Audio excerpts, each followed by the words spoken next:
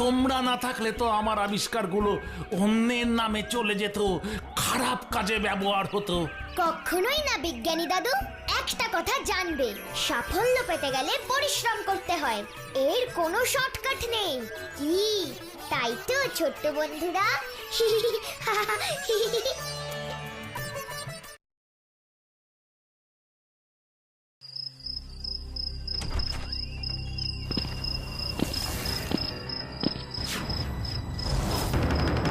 কিরে, এভাবে বসে আছিস যে? ছবিটা আঁকা শুরু করিসনি? আমার হাত ব্যথা করছে। আজ তো 10টা ছবি আঁকলাম, আর আঁকতে পারছি না। আমাকে ছেড়ে দাও, আমি মায়ের কাছে যাব। কখনো না, তুই শুধু ছবি আঁকবি, প্রচুর প্রচুর ছবি আঁকবি। না না, আমি ছবি আঁকবো না, আমি মায়ের কাছে যাব। আমাকে ছেড়ে দাও। এই চুপ! সারাদিন শুধু জ্ঞান জ্ঞান জ্ঞান জ্ঞান করেই চলেছে। আর বিরক্ত করলে আজ তোর কিন্তু খাওয়া বন্ধ। না না, আমি আর কাঁদবো না। তুমি যা বলবে আমি তাই করব। আমি তোমার সব ছবি এঁকে দেব। এই তো বুদ্ধিমানের মতো কথা। ছবিগুলো তাড়াতাড়ি শেষ কর, 1400 হয়েছে।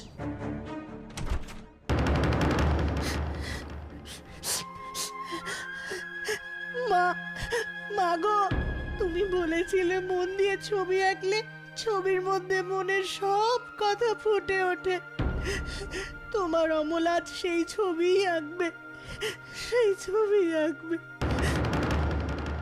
আমার কাছে অস্ত্র নেই যে আমি লড়াই করব।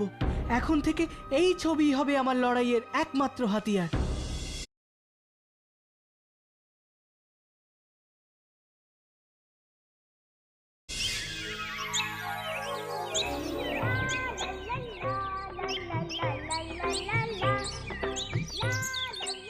এই রানী, তুই আজকে এত দেরি কেন করলি রে?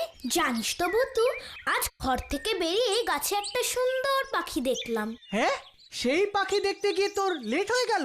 আরে না না, তা কেন? পাখিটাকে দেখে আমার পাখিটার ছবি আঁকতে ইচ্ছে করলো, সেই ছবি আঁকতে গিয়েই দেরি হয়ে গেল। বাবা, এই তো এতদিন নাকি তোর শুধু অঙ্ক করতেই এত ভালো লাগতো, এখন আবার ছবি আঁকতেও ইচ্ছে করলো। তুই পারিসও বটে। এতে না পারার কি আছে রে? যে অঙ্ক করে সে কি ছবি আঁকতে পারে না? তা বলে দেরি করে আসবে? আরে সব ছবি টবি এঁকে কি হবে? কি হবে মানে? তুই জানিস বড় বড় শিল্পীদের এক একটা ছবির দাম কত? কত দাম? 1 লক্ষ, 2 লক্ষ, আরো বেশি হয়। ওরে বাবা, এত দাম! তুমি দেখেছো এরকম ছবি?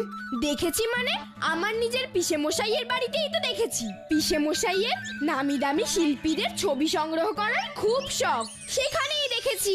সেসব ছবি দেখলে চোখ একেবারে জুড়িয়ে যায়। এই তো কদিন আগেই জগদীশ পাকরাশি নামে বিখ্যাত একজন শিল্পীর একটা ছবি কিনে এনেছে, খুব দামি। আমাকে নিয়ে যাবে লজেন্স দাদা? আমার অনেক দিনের ইচ্ছে বড় বড় শিল্পীদের ছবি দেখব। নিয়ে যাবে আমায়? কেন নিয়ে যাব না? চাইলে আমরা সবাই মিলেই যেতে পারি। দাঁড়া, আমি আজই বাবাকে বলছি পিসে মশাই বাড়িতে আছে কিনা একটু খোঁজ নিয়ে দেখতে। আচ্ছা, ওইখানে ভালো খাবার দাবার পাওয়া যাবে তো? উফ, তুই থাম তো কাব্বু, সারাক্ষণ খাবারের চিন্তা। আরে কোনো চিন্তা নেই, ওখানে গেলে ভালো ছবিও দেখতে পাবি আর ভালো খাবারও খেতে পারবি। তাহলে তো খুব মজা হবে। চলো সবাই।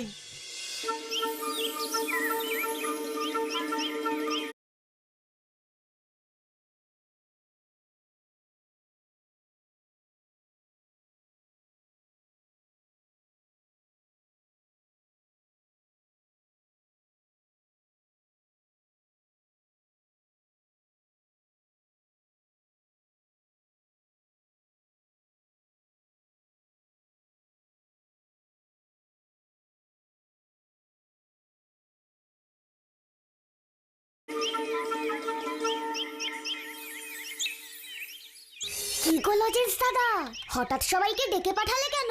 পরশু পিসে মশাইয়ের বাড়িতে যাওয়া হচ্ছে তো? না রে রানী, যাওয়া হচ্ছে না। কেন যাওয়া হচ্ছে না কেন?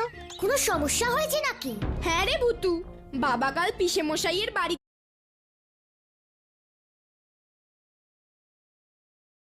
গিয়েছিল, সেখানে খুব গন্ডগোল হয়েছে। কি হয়েছে গো? পিসে মশাইয়ের বাড়িতে একটা ছবি আছে, সেই ক্যানভাসে যে বাচ্চা ছেলের মুখ আঁকা রয়েছে, তার চোখ দিয়ে নাকি রাত্রিবেলা জল পড়ে।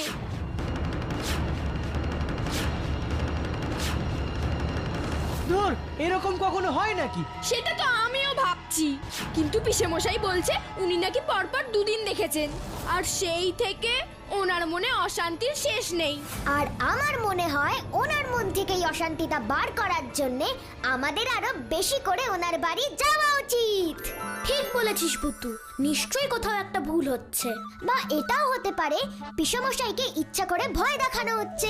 তাহলে তো আমার হাতিয়ারটাকেও সঙ্গে নিতে হবে। বেশ, তাহলে কালই চল, কাল থেকে পরশু ফিরে আসবো।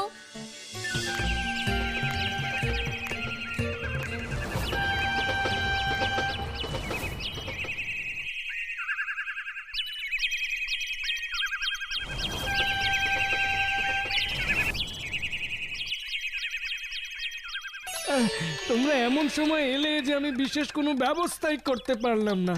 আসলে আমার মনটা একদম স্থির নেই, জানিস তো লজেন্স, শুনেছিস তো সব। কাল রাতেও কি তুমি? হ্যাঁ রে, কাল রাতেও